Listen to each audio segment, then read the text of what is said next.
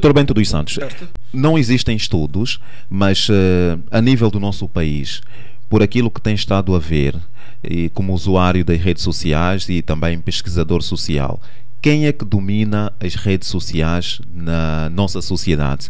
E as redes sociais é uma preocupação, pode preocupar o Executivo, o Estado? Manuel Augusto, essa é uma pergunta que tem um preço de ouro. A finalidade dos governos é harmonizar as vontades, não é? Nós sabemos que os governos têm sempre têm tendência de ter a sua população sobre um controle, não é? Não propriamente num controle ditatorial propriamente dito, mas para ter as suas sociedades organizadas e os seus programas a serem executados. É claro que se houvesse alguém que dominasse, pudesse influenciar como se fosse um objeto as redes sociais, esta pessoa estaria a preço de ouro.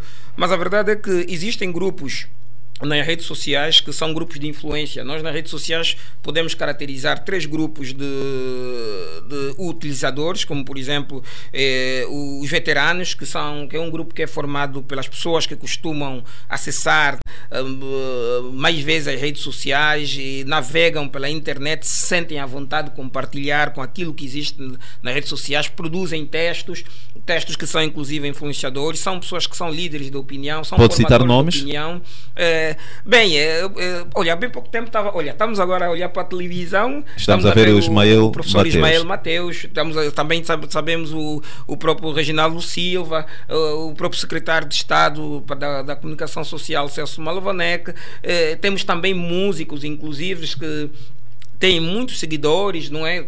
Há muitas pessoas que podem ser classificadas como veteranos em função da permanência que têm nas redes sociais. Depois, não que essas pessoas dominam, atenção, estamos primeiro a caracterizar os utilizadores das redes sociais. Depois temos um outro grupo que é designado como os passageiros, que é formado por pessoas que têm contas, têm sites nas redes sociais, acessam esporadicamente, não costumam inserir muito conteúdo, geralmente não consideram as redes sociais como essencial, como tal, como se fosse algo imperativo, mas eles consomem informações que circulam nessas plataformas, estão presentes também nas mídias sociais, mas estas pessoas não produzem informação e podem partilhar alguma informação, mas não produzem. E temos aquele grupo que são os fora da rede.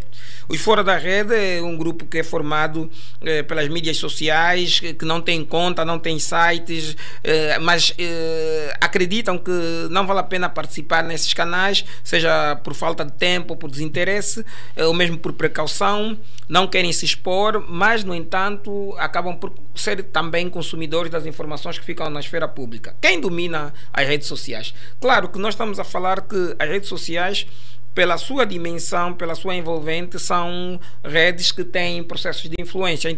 Logo, as pessoas que têm os grupos, os formadores de opinião, os influenciadores, são pessoas que têm um papel de influência, mas não dominam. E não dominam por quê? Porque as redes sociais hoje não podem ser vistas apenas numa perspectiva de rede, mas numa perspectiva inclusive de sociedade virtual.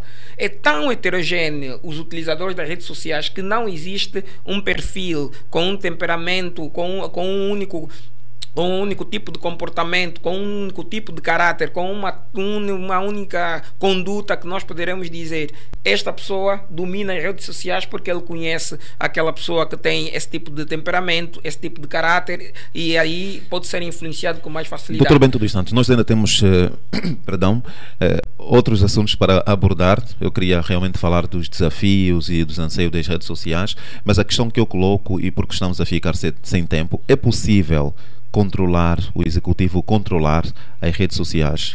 Bem, Manuel Augusto, essa pergunta está associada a que fez e que acabei por não vaguear numa reflexão a nível da busca da resposta, quando perguntou-me se os governos deviam estar ou não preocupados com as redes sociais. Sim.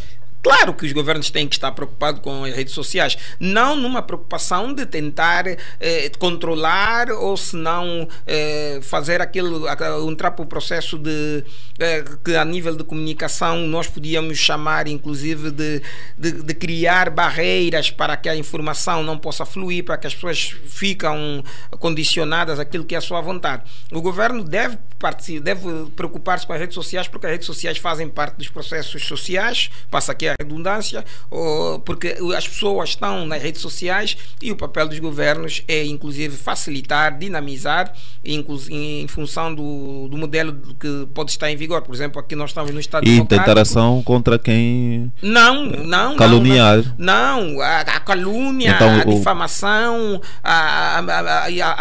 o atentado ao bom nome, inclusive, são questões que devem ser regulamentadas, porque se é uma sociedade, apesar de ser virtual, e nós aqui já dissemos que hoje os factos saem do espaço virtual para o mundo real e vice-versa, é claro que há necessidade de haver regulamentação, há necessidade de haver, não digo um controle, mas haver uma coordenação por parte do governo. A palavra controle aqui vem com um imperativo, mas uma coordenação por formas a que as pessoas possam ter ambientes de sã convivência. Com relação à última questão que suscitou, se os governos, ou se atualmente nós podemos controlar as redes sociais. Manuel Augusto, não se pode controlar as redes sociais em função da diversidade, da heterogeneidade que existe nesses espaços.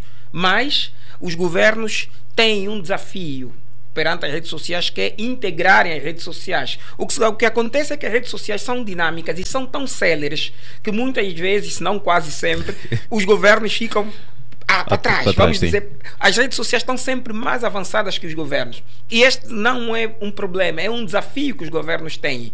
Os governos hoje precisam se adaptar àquilo que é a dinâmica das redes sociais. Precisam jogar na antecipação para que aquilo que são os factos que podem migrar do espaço físico concreto, que é a sociedade, e migrarem para o espaço virtual, que é as sociedades da internet, onde estão incluídas as mídias sociais, esses governos possam também fazer parte desses processos, integrando-os. Porque nós temos visto os governos numa perspectiva reativa do que numa perspectiva proativa, isto abordando a questão do espaço das redes sociais. Dr. Bento, foi um prazer conversar consigo, refletirmos acerca das redes sociais. Esse é um assunto que não termina. Certamente vamos poder abordar, e esse livro que o doutor tem, né, o mais recente, não o Rosto do Crime, mas sim Comunicação para a Mobilização Social, tem muitos assuntos importantes, certamente vamos poder abordar noutros momentos. Muito obrigado. Obrigado, Manuel Augusto. O livro Comunicação para a Mobilização Social, Pressuposto para Ações Coletivas, tem, durante todo o seu conteúdo, aborda questões sobre as redes sociais, mas tem 2 capítulos específicos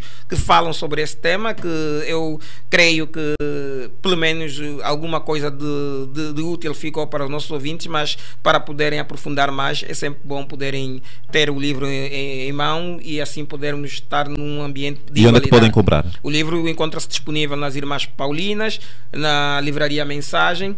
São esses 2 pontos de venda onde temos atualmente o livro disponível, e eu espero que possam fazer o uso útil do conteúdo que aí se encontra. Obrigado, Manuel Augusto, obrigado a todos os ouvintes.